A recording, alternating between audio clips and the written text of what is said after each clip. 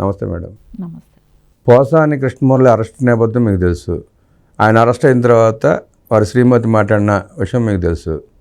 అలాగే నిన్న విచారణ సందర్భంగా ఆయన కూడా అదే స్క్రిప్ట్, నాకు తెలియదు, మర్చిపోయాను, గుర్తులేదు, ఈ 3 పదాలు తప్ప ఆయన ఏం మాట్లాడలే. ఈ నేపథ్యంలో ఒక వార్త తిరుగుతూ ఉంది సోషల్ మీడియాలో.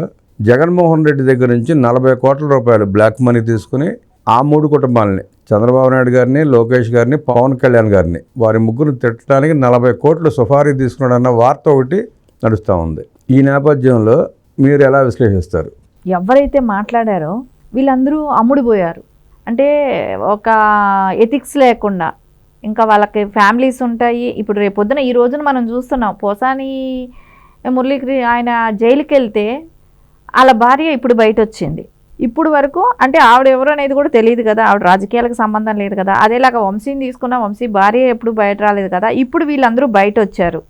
అంటే ఏంటి, సంపాదించినన్ని రోజులేమో వాళ్ళు ఏం మాట్లాడుతున్నారు, ఏం చేస్తున్నారు అనేది వీళ్ళు ఎవ్వరూ కూడా పట్టించుకోలేదు. ఈ రోజున వీళ్ళు బయట రావటం, జగన్మోహన్ రెడ్డి వీళ్ళతో మాట్లాడుతూ ఫోన్లలో వీళ్ళకి అడ్వైజులు ఇస్తూ వీళ్ళతో మాట్లాడిచ్చే మాటలు కూడా ఎలా ఉన్నాయి అంటే, దేవుడు చూస్తున్నాడమ్మా, మీకు మంచి జరుగుతుంది, అన్యాయంగా ఈ ప్రభుత్వం అరెస్ట్ చేసింది, ఇలాంటివా చెప్పేది. దేవుడు చూశాడు, అయిపోయింది, నీ చరిత్ర క్లోజ్ చేసేసారా, అయిపోయింది. కానీ ఇప్పుడు ఇలాంటి ఆడవాళ్ళను కూడా అడ్డం పెట్టుకొని రాజకీయం చేస్తున్నాడు. అమ్మ, ఈ ఆడవాళ్ళకు ఒకటే తెలియాలండి, ఇప్పుడు ఎవరైతే భర్తలను జైలుకు పంపించారో మళ్ళీ భార్యలు వచ్చి వాళ్ళు ప్రెస్ మీట్లు పెడుతున్నారు, వాళ్ళు మాట్లాడుతున్నారంటే వాళ్ళకి తెలియాలి. వాళ్ళు ఎవరైతే వాళ్ళ భార్యలు ఉన్నారో వాళ్ళకి తెలియాల్సిన విషయం ఒకటి ఉంది ఇక్కడ. అమ్మ, సొంత తల్లిని చెల్లినే వాడుకున్నాడు, వదిలేశాడు. మీరెంత, మీరేంటి, మీరు ఒక నథింగ్ అక్కడ. ఆయన ఏమైనా రక్త సంబంధికులా కాదు, మీకు డబ్బులు ఇచ్చాడు, చేశారు. డబ్బులు ఇచ్చి చేయించుకున్న వాళ్ళని మీరు ఎలా చూస్తారు? అదే జరిగింది. ఈరోజు మీకు ఫోన్ చేసి ఓదార్చాడు అన్నదానికి ఒక వీడియో తీసుకున్నాడు, సాక్షిలో వేసుకోవడానికి ఒక వీడియో తీసుకున్నారు. అదేలాగా వల్లభనేని వంశీని ములాఖత్కి వెళ్ళాడు, అక్కడ పరామర్శించాడు, దానికి ఒక వీడియో తీసుకున్నా, అక్కడ ఒక ప్రెస్ మీట్ ఇచ్చాడు, ఆవిడని పక్కన పెట్టుకొని మాట్లాడాడు. వంశీ అందంగా ఉంటాడు, కోడలని ఇది ఉంటాడు, అవినాష్ అందంగా ఉంటాడు, ఈ అందాలు పొగిడి ఆవిడని ఒక సాటిస్ఫాక్షన్ చేశాడు. ఇక్కడ నీకు ఒక ఫోన్ చేశాడు. ఇప్పుడు ములాఖత్కి ఎప్పుడు వస్తున్నాడు అడగాల్సింది కదా. ఇప్పుడు పోసాని వాళ్ళ వైఫ్ ఆయన జగన్మోహన్ రెడ్డి గారు ఎప్పుడు ములాఖత్కి వస్తారో అడగాల్సింది. ఇక్కడ విజయవాడ వరకు వచ్చి చూశారు కదా. ఈ సందర్భంగా ఒక విషయం గుర్తు చేసుకున్నామండి. వల్లభనేని వంశీ కోర్టులో మంచం అడిగితే మంచం ఇచ్చారు, కంచం అడిగితే కంచం ఇచ్చారు. ఇప్పుడు నాకు తోడు కావాలంటున్నాడు. అంటే జగన్ రెడ్డిని తోడేమని అడుగుతున్నాడు అంటారా? ఇప్పుడు జగన్మోహన్ రెడ్డి ఒక తోడు అనేది విజయవాడకే వెళ్తుందా, లేకుంటే హైదరాబాద్లో ఆయన అరెస్ట్ అవుతారా, అది వేరే విషయం. సరే, ఇప్పుడు ఏంటంటే ఎవరైనా అరెస్ట్ అయిన వాళ్ళని విజయవాడలోకి వచ్చేటట్టు చూడమని ఏమైనా రికమెండ్ చేయించుకుంటున్నాడేమో. ఇంకా నెక్స్ట్ ఎవరైనా అరెస్ట్ అవుతారు కదా, లేదంటే తొందరగా కోడాలని పట్టుకొచ్చేసేయండి, నాకు బాగుంటుంది, మాకు టైంపాస్ ఉంటుంది అని అనుకుంటున్నాడేమో. కోడాలని ఇంకా రాలేదని ఆయన వెయిట్ చేస్తున్నాడేమో, అర్థం కావట్లా. కోడళ్ళని వస్తే ఇద్దరు ఫ్రెండ్సే కదా, చక్కగా వాళ్ళకి టైంపాస్ అయిపోతుంది. ఆయన్ని వేరే జిల్లాలకు ఎక్కడైనా అరెస్ట్ చేస్తే వెళ్లకుండా ఈ జైలుకే వచ్చేటట్టు చూడండి అని ఏమైనా అన్నతోనే, జగన్మోహన్ రెడ్డి గారితోనే చెప్పుకుంటున్నాడా ఏమో తెలియట్లేదు. కానీ ప్రస్తుతం ఆ పరిస్థితుల్లో సిఈడి వారు నేను గోరంట్ల మాధవ్కి నోటీస్ ఇచ్చారండి. వాసిరెడ్డి పద్మ కంప్లైంట్ ఇవ్వడం మూలంగా అతను నోటీసులు ఇచ్చారు. రేపు 5 వాయిదా అనుకుంటా విచారణకి. ఆ సందర్భంగా ఆయన అరెస్ట్ చేసి వల్లభనేని వంశీ గారిని తోడుగా కూర్చోబెట్టే అవకాశం ఉందంటారా? ఖచ్చితంగా ఇక్కడ ఆయన నిజంగా సీఏ చేశారా, సీఐగా ఉన్నారా అనేది ఆశ్చర్యం వేస్తుందండి. పోక్సో చట్టం వస్తుంది, ఆ బాలిక పేరు చెప్పకూడదు అనేది తెలియదా అండి? అంటే అంతటి అసమర్థుల్ని చేసి, అంటే ఆయన ఒక అధికార ప్రతినిధిగా మీరు అవకాశం ఇచ్చినప్పుడు అతను మాట్లాడే మాటలే కానివ్వండి, ఆయన హావభావాలే కానివ్వండి, మనం చూసాం గతంలో. ఎప్పుడు కూడా మందలించలేదండి. ఇది జరిగింది, తప్పు చేశాడనే మాట ఎప్పుడూ మందలించలేదు. ఇంకా ఒక అడుగు ముందుకేసి కూడా కియా కంపెనీ వాళ్ళని ఏ రకంగా వాళ్ళ మీద దురుసు ప్రవర్తన చేశాడు. అప్పుడు కూడా ఎవరు ఏం మాట్లాడలేదు కదా. జగన్మోహన్ రెడ్డి ఇలాంటి వాడిని పార్టీలో నుంచి బహిష్కరించాల్సిన అవసరం ఉంది. ఎందుకంటే ఆయన అలాంటి బిహేవియర్ చేశాడు కదా. అలాంటిది కూడా ఎంకరేజ్ చేస్తూ వచ్చారు. అంటే జగన్మోహన్ రెడ్డి గారికి ఒకటేనండి ఇక్కడ కావాల్సింది, ఆయన చెప్తే చేసేవాళ్ళు కావాలి. ఇలాంటి పనులు చేసేవాళ్ళు, ఇలాంటి మాటలు మాట్లాడేవాళ్ళు కావాలి ఆయనకి. అందుకోసమే ఈరోజు పోసాని దగ్గరికి 40 కోట్లు ఇచ్చి ముగ్గురిని మాట్లాడిచ్చినా కూడా ఆయన ఉచ్చం నీచం లేకుండా, అంటే ఒక మనిషిగా జన్మెత్తిన వాడి కూడా ఎవరైనా కూడా కొంచెం ఆలోచిస్తారు. రేపు పొద్దున మన భవిష్యత్తు ఏంటి, మన పిల్లలకి ఇలాంటి మాటలు మాట్లాడితే మన పిల్లలు సమాజంలో ఎలా తిరగగలుగుతారు, ఇవన్నీ ఎవరైనా ఆలోచిస్తారు. అది కూడా ఆయన ఆలోచించకుండా ఒక 40 కోట్లకి కక్కుర్తుపడి, 40 కోట్లు అంటే ఆయన ఆలోచించుండొచ్చు, ఈ 40 కోట్లు నేను ఎప్పుడు సంపాదిస్తానని చెప్పి ఆలోచించేమైనా 40 కోట్ల కోసం ఇన్ని మాటలు మాట్లాడటం కానివ్వండి. సరే, ఈ రోజున 40 కోట్లు పెట్టుకొని ఉన్న మీ పిల్లలకి కానీ మీ భార్యకి కానీ ఈరోజు సమాజంలో జాలి చూపించే వాళ్ళు ఉన్నారా? అందరూ అసహించుకుంటున్నారు. ఇది ఎప్పుడో అరెస్ట్ చేసి ఉండాలి, ఎందుకు ఇంతవరకు అరెస్ట్ కాలేదనే వాళ్ళే. కానీ పబ్లిక్లో ఎక్కడా కూడా ఆయన అరెస్ట్ అయ్యాడు, అయ్యో పోసాని గారు అరెస్ట్ అయ్యారనే ఒక సింపతి అయితే లేదు. ఒక ఇండస్ట్రీ తీసుకున్నా, నార్మల్ పబ్లిక్ తీసుకున్నా కూడా ఎక్కడా కూడా ఒక సింపతి లేదండి. ఆయన్ని అరెస్ట్ చేశారనే ఒక బాధ అయితే ఎవరికీ కూడా లేదు. ఎందుకంటే మాట్లాడిన మాటలు అలా ఉన్నాయి. ఎంతోమంది నా సినిమా వాళ్ళు రాజకీయాలకు వచ్చారు, ఇప్పుడు కనుమరుగైపోయారు. సరే, పార్టీ కూడా ఎన్టీఆర్ గారు కూడా ఒక సినిమా ఇండస్ట్రీ నుంచి వచ్చిన వ్యక్తే. కానీ ఎక్కడా కూడా ఎవ్వరూ కూడా అండి ఇలాంటి అసభ్యకరమైన మాటలు మాట్లాడిన వాళ్ళు, ఇండస్ట్రీ నుంచి వచ్చి మాట్లాడిన వాళ్ళు ఎవరు లేరండి. అందరూ కూడా ఒక పద్ధతిగా, ఒక హుందాగానే ఉన్నారు. ఒక్క పోసాని గారు చేసిన ఒకటే, ఈయన మూలాన ఈ రోజున అందరికీ కూడా వాళ్ళ కుటుంబ సభ్యులకే కావచ్చు, మిగతా వాళ్ళ పిల్లలకే కావచ్చు, అందరూ కూడా వాళ్ళకి ఎట్లా అనిపిస్తుందంటే ఈయన చేసిన తప్పుకి మనం సమాజంలో తిరగలేకుండా ఉన్నాం అనే ఒక ఆలోచన అయితే వాళ్ళల్లో బాగా గట్టిగా ఉంది. వాళ్ళ ఎక్స్ప్రెషన్స్, వాళ్ళ ఫేస్ రీడింగ్స్ ఇవి చూస్తూ ఉంటే వాళ్ళకైతే ఖచ్చితంగా ఆ ఫీలింగ్ అయితే వచ్చేసింది. అంటే జగన్మోహన్ రెడ్డి గారు ఎంత ఓదారుస్తున్నా, ఏం చేస్తున్నా ఆవిడ కొడుతుంది కానీ రిటర్న్ కూడా మాట్లాడటలేదు. వాళ్ళ వైఫ్ కూడా మీరు గుర్తించారా లేదు, ఆవిడేమి రిటర్న్ కూడా ఆయన ఫోన్ చేశాడని ఫుల్ హ్యాపీ ఫీల్ అయిపోయింది కూడా ఏం లేదు. నీ మూలానే ఈరోజు ఆయన జైల్లో పడి ఉన్నాడు, మాకు ఈరోజు ఈ తిప్పలు అనే రకంగా ఆయన తిట్టుకునేటట్టే అనిపించింది ఆవిడ ఫేస్ ఎక్స్ప్రెషన్స్ చూస్తే. ఇంకా కావాలంటే వంశీ గారి భార్య అయితే కానివ్వండి, ఆవిడ పక్కన చేరుకుంటూ నవ్వుకుంటూ ఇది చేసింది. కానీ ఈ వీళ్ళ అయితే మటుకు ఖచ్చితంగా నీ మూలానే మా ఆయన ఈరోజు జైల్లో పడ్డాడు, నువ్వు మాట్లాడించిన మాటల మూలానే ఈరోజు నా కుటుంబం అంతా కూడా సఫర్ అవుతుంది అనే బాధ ఆవిడలో కనపడుతుంది. అంటే ఆమెకి ఈ కోర్టులు, ఈ గొడవలు, పోలీసులు తెలిసినట్టు లేదు, ఎప్పుడు చూసినట్టు లేదు. పాపం ఈయన ఎరుక్కున్నాడు, ఆయన ఎరికిచ్చాడు.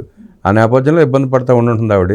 ఈ నీచ మనస్కులు, మీరు వల్లభనేని వంశీ కానివ్వండి, గోరంట్ల మాధవ్ కానివ్వండి, పోసాని కృష్ణమురళి కానివ్వండి, ఈ ముగ్గురు మాట్లాడిన మాటలు సభ్య సమాజం తలదించుకులా ఉన్నాయి. వీళ్ళని సమర్థిస్తా యాంకర్ శ్యామల కానివ్వండి, పుష్పశ్రీవాణి మాజీ ఎమ్మెల్యే మంత్రిగా చేసినట్టుంది ఆవిడ. వీళ్ళిద్దరు సమర్థించడాన్ని మీరు ఒక మహిళగా యాక్సెప్ట్ చేస్తారా? అసలు వీళ్ళు ఒక మహిళగా ఆలోచిస్తున్నారా నాకు తెలియట్లేదు. నిన్న నేను ఒక డిబేట్కి వెళ్తే కూడా అక్కడ కూడా విన్నానండి.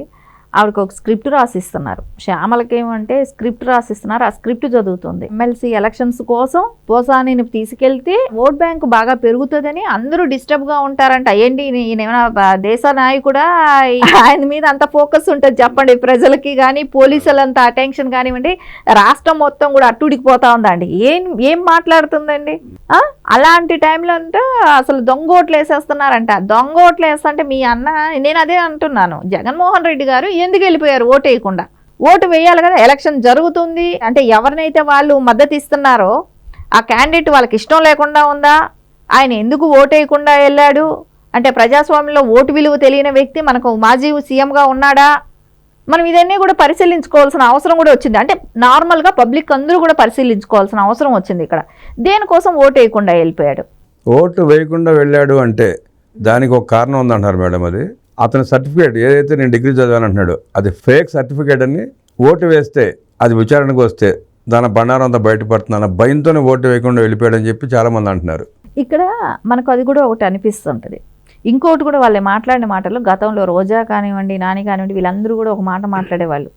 నారా చంద్రబాబు నాయుడు గారికి సొంత ఇల్లు లేదు, ఎక్కడ కట్టుకున్నారు, అమరావతి అని ఆయన ఏదో కట్టాలంటాడు, ఆయనకి ఇల్లే లేదు ఇక్కడ, ఏపీలో ఇల్లే లేదు ఆయనకి అని చెప్పి మాట్లాడారు. వెటకారాలు చాలా చేశారు.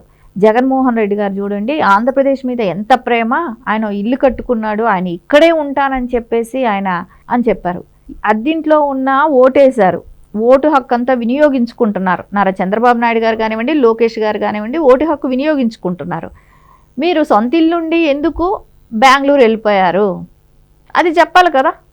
అంటే మీరు ఇప్పుడు అన్నట్టు ఆ డౌట్ అందరికీ వస్తుంది. ఒకవేళ డిగ్రీ లేదామో, అది ఫేక్ సర్టిఫికేటా, దాని మూలాన వేయటానికి ఇష్టం లేదా? ఇప్పుడు మీరు చెప్పిన దాన్ని బట్టి చూస్తే అది కూడా అర్థం వస్తుంది. అంటే ఒక్కొక్కసారి అనిపించింది, ఈ ఆలోచన నేను ఆలోచించక ముందు ఆయనకి ప్రజాస్వామ్యం మీద విలువ లేదేమో. అది లేదనుకోండి, ప్రజాస్వామ్యాన్ని అపహాస్యం చేస్తున్నాడు, దాని పట్ల అవగాహన లేదు, విలువ లేదు, ఇదో కారణం అంటున్నారు. అదే నేను అనేది ఇది కూడా ఒక కారణమే. ఇప్పుడు 2 రకాలుగా ఆలోచించినా తప్పుగా తెలుస్తుంది కదా. అంటే ఆయన ఏం చెప్పాడంటే నేను డిగ్రీలో ఫస్ట్ క్లాస్ స్టూడెంట్ అని ఆయనే చెప్పాడు అసెంబ్లీ సాక్షిగా. అంటే ఆయన ఒకవేళ నిజం చెప్పాడు అనుకుందాం, ఎందుకు వినియోగించుకోలేదు, ఎందుకు వెళ్ళిపోయారు అంటే ఇప్పుడు నార్మల్ పబ్లిక్ వేయకపోతేనే ఎవరైనా చెప్తే ఏంటి నువ్వు ఒక భారతీయుడిగా ఉండి ఒక ఓటు హక్కు వినియోగించుకోలేదా అని ఎవరైనా అంటారండి, జనరల్గా అంటారు. వాళ్ళు చెప్పుకోవటానికి కూడా సిగ్గుపడతారు. ఎవరైనా నార్మల్ పబ్లిక్ అయినా కూడా నేను ఓటు వేయలేదని చెప్పుకోవటానికి కూడా సిగ్గుపడతారు. ఒకవేళ నేను ఓటు వేసినా నోటాకు వేసానైనా గర్వంగా చెప్తారు. అవునండి. అలాంటిది మనకు ఒక రాజకీయంలో ఒక పార్టీ నడుపుతున్న అధ్యక్షుడు, ఆయన 5 ఏళ్ళు సీఎంగా చేసిన వ్యక్తి, ఇప్పుడు మాజీ సీఎం, ఇప్పుడు ప్రజెంట్ ఎమ్మెల్యే, అలాంటి వ్యక్తి ఓటు హక్కు ఎందుకు వినియోగించుకోలేదు, ఎందుకోసం వినియోగించుకోవట్లేదు అనేది అన్నప్పుడు ఇప్పుడు భారతీ గారు వినియోగించుకొని ఉండొచ్చు, ఇప్పుడు ఇద్దరు కుటుంబంలో ఉన్న వాళ్ళు వినియోగించుకొని ఉండొచ్చు కదా, ఎందుకు వినియోగించుకోవట్లేదు? అంటే వాళ్ళకి ప్రజల పట్ల ప్రజాస్వామ్యం పట్ల విలువ లేదు, అభిమానం లేదు. అది ఇక్కడ ఖచ్చితంగా కనపడుతుంది. ఏమైనా జరగని ఇప్పుడు ఒక నాయకుడు ఓటేశాడంటే కేడర్కంతా కూడా మనం కూడా వేయాలి, మనము వెళ్ళాలి, ఓటు హక్కు వినియోగించుకోవాలని ఒక కేడర్కే కానివ్వండి, పబ్లిక్ ఒక సందేశం ఇవ్వటమే కానివ్వండి, అది ఉంటుంది. ఎందుకు వెళ్ళేస్తారు? ఒక నాయకుడు వెళ్ళేస్తే ఆయన ఫాలోవర్లుగా అందరూ వెళ్ళి వేస్తారు. అదే వినియోగించుకోని వ్యక్తి నిన్న శ్యామల అంటున్న మాటలు చూస్తుంటే ఆశ్చర్యంగా అనిపిస్తుంది. అక్కడ ఏదో ఎలక్షన్స్ జరిగిపోతున్నాయంటే అన్నే ఊర్లో లేడు, జగన్మోహన్ రెడ్డి గారే ఊర్లో లేరు. ఊర్లో లేకుండా జరిగి అంటే పారిపోయారు కదా, ఎలక్షన్లు జరుగుతుంటేనే రాష్ట్రం వదిలి పారిపోయిన వాళ్ళని గురించి మాట్లాడటం వేస్ట్ అండి. అసలు ఆయన ఓటేయకుండా పారిపోవడాన్ని సమర్థించుకోవడం కోసం ఆవిడ ఈ ఆరోపణలు చేసుకుంటుందండి. ఖచ్చితంగా ఇప్పుడు పోసాని గారు ఏమైనా ఇంటర్నేషనల్ ఫిగర్ ఏం కాదండి, ఒక సినిమా నటుడు, ఒక రైటరు, అంతవరకు ప్రజలకు తెలుసు. సో ఆయనకేం పెద్ద ఫ్యాన్ ఫాలోయింగ్ లేదు. సరే రాజకీయ నాయకుడిగా తీసుకుంటే ఆయన బూతులు పంచాంగం తప్ప ఆయన్ని ఎక్కడా కూడా ఎవరు గుర్తించడానికి, రాజకీయంలో ఆయనకి ఏమైనా బేస్మెంట్ నుంచి వచ్చిన వ్యక్తి కాదు, ఏదో ఆ బూతులు తిట్టగలుగుతాడు కాబట్టి ఒక 40 కోట్లకి ఆయన హైర్ చేసుకున్నారు, ఆయనతో తిట్టిచ్చారు, మాట్లాడిచ్చారు. రేపు పొద్దున ఆయనే చెప్పొచ్చు జగన్మోహన్ రెడ్డి గారే నాతో ఇవన్నీ మాట్లాడిచ్చారనేది. రేపు పొద్దున ఆయనకి ఈ డబ్బులన్నీ ఎలా వచ్చాయి ఏంటి ఇవన్నీ కూడా బయట వస్తాయి కదా, ఎలా సంపాదించావు, జగన్మోహన్ రెడ్డి గారు ఇచ్చిన డబ్బులు ఏంటి ఇవన్నీ తెలిసినప్పుడు ఖచ్చితంగా బయట వస్తాయి ఇవన్నీ కూడా. అంటే ఇప్పుడు ఆయన ఏమో ఇంటర్నేషనల్ ఫిగర్ అయినట్టు ఆయన మూలాన ఆంధ్రప్రదేశ్ అట్టుడికిపోతుంది, దాన్ని డైవర్షన్ చేసేసి ఇక్కడ ఏదో ఎమ్మెల్సీ ఎలక్షన్లో అంట క్రాస్ ఓటింగ్ జరిగిపోతుందంట. ఏం మాటలు అంటే అవగాహన. నేను అదే అంటున్నా, ఆ స్క్రిప్ట్ రాసి ఇచ్చిన వాళ్ళకి తెలియాలి. ఆ స్క్రిప్ట్ ఎవరైతే ప్రిపేర్ చేసి ఇస్తున్నారో కొంచెం ఆలోచించి అరే ఇది రాస్తే ఇది మన జగన్మోహన్ రెడ్డి గారే ఇరుక్కుంటారు కదా అనేది అనిపించాలి వాళ్ళకి. ఆ స్క్రిప్ట్ సరిగా రాసే వాళ్ళని ఆవిడ పెట్టుకుంటే బాగుంటుందేమో అనిపిస్తుంది. వాళ్ళకి బుర్రదు జల్లటమే కానీ కట్టుకోవడం చేత కదండి. ప్రజలారా విన్నారుగా, కొత్తగా మనకు తెలిసిన విషయాలు 2 విషయాలు. సూర్యదేవలత గారు ఎవరికి తెలియని 2 వాస్తవాలను బయట పెట్టారు. 1 జగన్ రెడ్డి డిగ్రీ ఫేక్ అని, 2 40 కోట్ల సుపారీ తీసుకుని ఆ ముగ్గురిని తిట్టడానికి పోసాని కృష్ణమురళిని వాడుకున్నారని తెలిసిన కొత్త నిజాలు. మీరు ఆలోచించండి. నమస్తే మేడం. నమస్తే.